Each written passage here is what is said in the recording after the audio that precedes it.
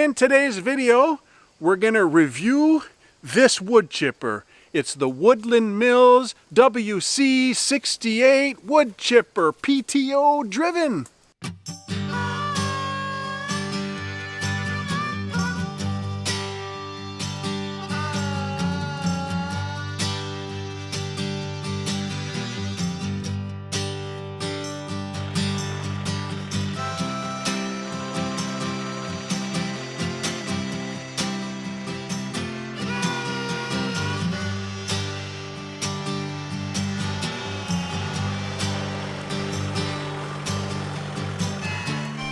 Molly! Get down from there! Come here! Come here! What are you doing?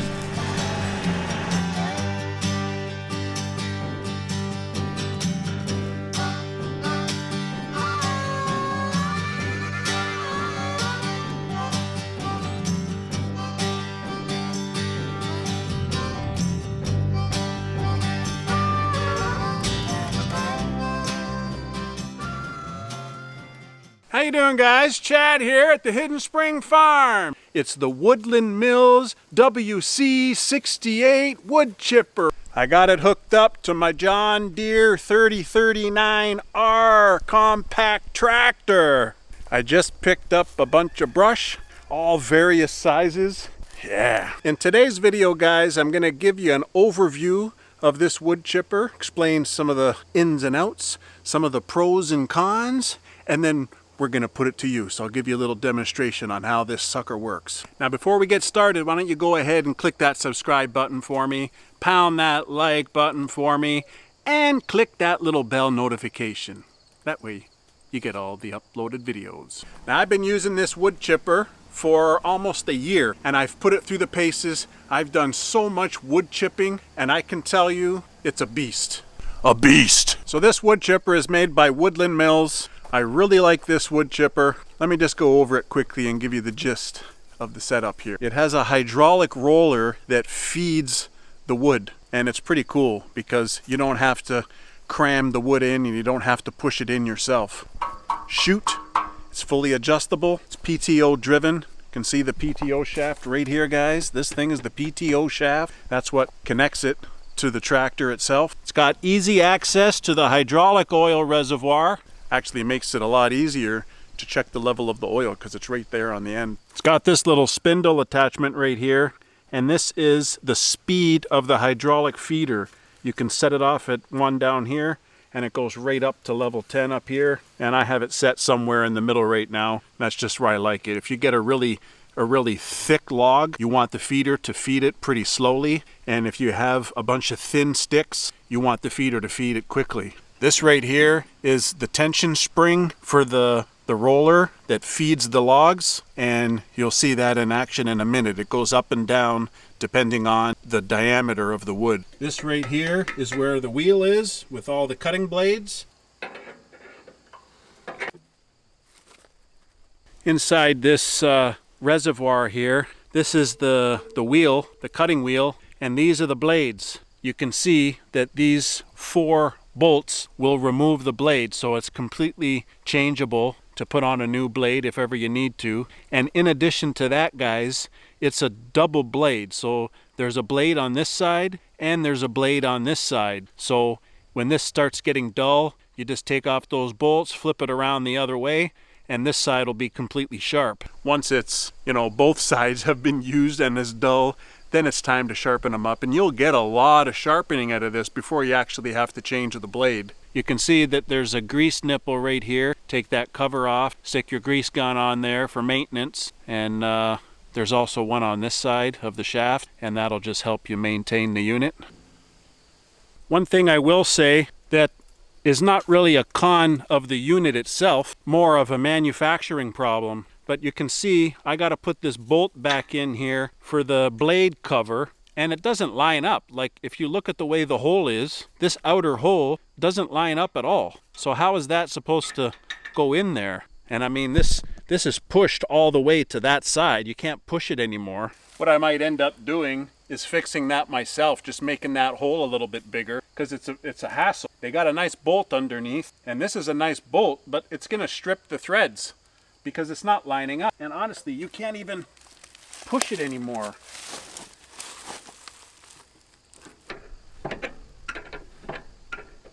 Down here is where the belts are, and this is what drives the feeder unit that allows the hydraulic feeder to function. Cool, eh? And you can see that this is the connection for the 3-point hitch. If you look down in here, this right here is the feeding wheel, and that's going to spin, and it's got some teeth on it here, and it pulls the logs right in. It's awesome. Stormy, get out of there! Stormy, get out of there! Hey, get out of there! Don't forget to keep your cats and your dogs out of the chute, guys. One of the things I really like about this is that it folds. Okay, so right now, this is in the compact position. So you can see from where the 3-point hitch is to the back of this unit, it's only about 3 feet. So when you're backing it into your garage or your drive shed, really doesn't take up a whole lot of room. Now let me show you how it folds down. It's got a convenient little rubber stopper here so that when you have it in the closed, folded up storage position, it's not hitting metal on metal. It hits against that little rubber bumper. It's got these little latches right here. You just simply fold that back, hook it on the hooks, and then snap it shut, and that just keeps it from wobbling when it's in use. This is the cotter pin for the control arm, and that's what allows you to control the ins and outs. They got this convenient red bar here. It's very simple to use. Basically, if it's in the outer position like this, it means the feeder is rolling in. Then in the middle, you got neutral, which basically shuts it down. Then pushed all the way in, that's full reverse. So it's quite handy because if you got it running, and I mean, let's say for whatever the reason, you end up getting sucked in, you know, your body will somehow touch this, you know, as a safety, and it'll shut it down. This here's the chute, guys. It's a fully adjustable chute, pretty well 360 degrees, and it makes where you want to put your stuff a lot easier. It's got this convenient pin that you pull down in order to turn it, and it's got this little lever here in order if you want to adjust this down or adjust it up or whatever you want to do, then you can tighten that sucker back up. For my purpose today, I've got the chute directed towards my wood pile. I got these tri-oaks right here, and I put all my wood chips. This is my wood chip area. So I'm gonna shoot it right down in here, and it's gonna be awesome. Awesome! It's very important, guys, that you always think about safety. Got my hearing protection on, and I'll have my vision protection, because wood chips go flying sometimes, and it's pretty loud. Once you have the tractor engine going, and you have this beast going, it's quite loud. One thing I always do when I'm starting up the tractor is I give it a little bit of revs, and then I engage the PTO just to make sure that it's spinning properly and it's not hung up anyhow, and then I'll give it some throttle. Now this John Deere tractor of mine is a 3039R, so that's what's going to be operating this wood chipper. 3039 kind of means 39 horsepower, but it's not really. It's more like 38.2. And I'm pretty sure this tractor has PTO power is 30 on this sucker. So let me get it started up, and then I'll show you the workings before we actually chip some wood.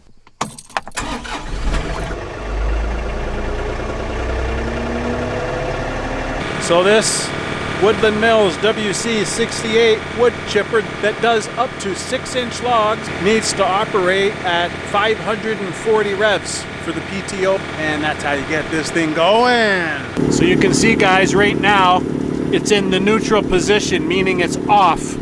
And then if I want it to go in reverse, you can see the wheel is coming back out at me from underneath. And if I put it in forward, basically means it's going to be sucking all the logs in there, and it's pretty powerful and it's pretty useful.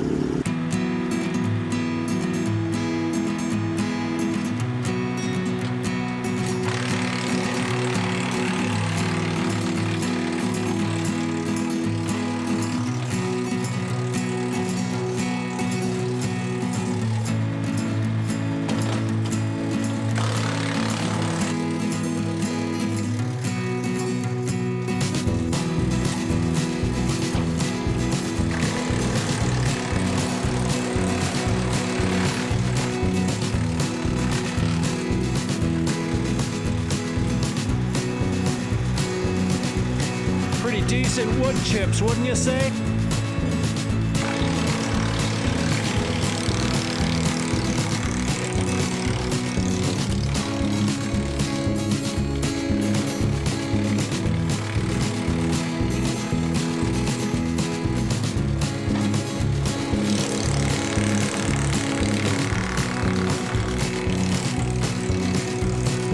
One of the things you really got to be careful of is when you start feeding it into the feeder just automatically pulls it in. And if you're standing there and there's a bend in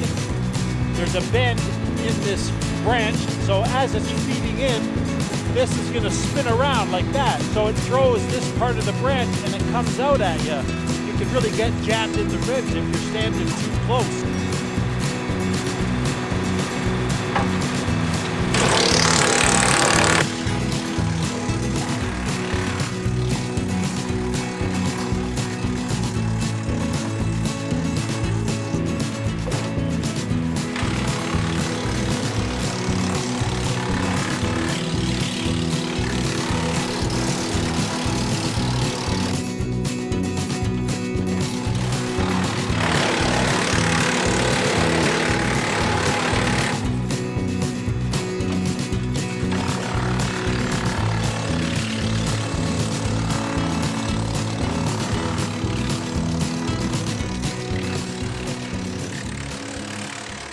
So it's definitely a pro that it has an automatic feeder, because you can see how it sucks in all the branches and the trees and the logs and everything. If you didn't have that, you know, the kind of wood chipper that says it's gravity fed, it's not perfect, guys, because it relies on the teeth to pull everything in. Just sucks it in. There's a lot less fatigue on your body when you're using this unit. A couple things to be aware of. Obviously, I've been using this for quite some time now, so I've learned a thing or two. And definitely when you're putting any branches or logs that are in here, any branches and stuff that you want to chip that's not straight, what happens is the feeder's feeding it in, and then the whole branch will twist and turn around. So it happened to me once that I was standing right here and I was just watching it because I'm mesmerized, I'm mesmerized as it's going in. And then the whole branch twisted and it hit me right in my ribs. And it hurt my ribs. It didn't break them or nothing, but not that kind of power. But, you know, it hurt. It gave me a nice little bruise there. Another thing I noticed too is the chute. So basically, when you're closing this hopper, when you're closing it into the closed transport compact position, this can't be facing here because it's going to end up hitting it. So I always just turn this to the inside.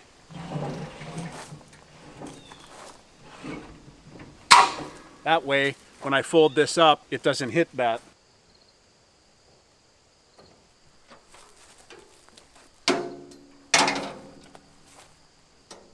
There's even a handy little feature. They put this little thing here for you to put the pin back in so that when you're transporting it, you don't lose the pin. There you go.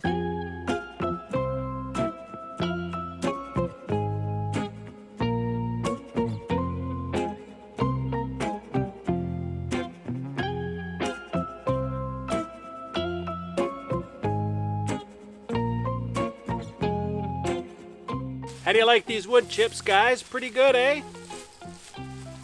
Pretty good. I can use this in our orchard, I can use it in our garden, in my trails in the woods, anything I want to use this for. And this is great to add to your compost. So overall, guys, I definitely recommend this Woodland Mills WC68 wood chipper. I believe Woodland Mills has a 4-inch, a 6-inch, and an 8-inch. I simply went with the 6-inch because it's suitable for my tractor's horsepower. If you have a bigger tractor, you could go for an 8-inch, but I'm thinking that anything bigger than a 6-inch, I'm going to turn into firewood.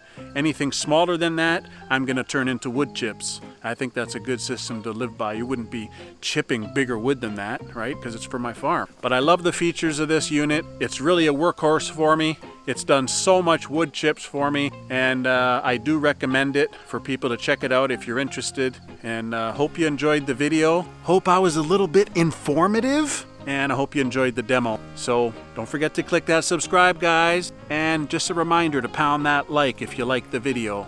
And hopefully you learned a thing or two about this wood chipper. It's a PTO wood chipper. It's really great, and I'm really happy I bought it. I'm really pleased with my purchase. I'm making my money back on this unit in a year. If the amount of money that I would spend on wood chips, and it's just unbelievable. So why do that when I got a tractor? I could put a wood chipper there. So really appreciate you watching. Hope you enjoyed the show, and you guys take care, okay?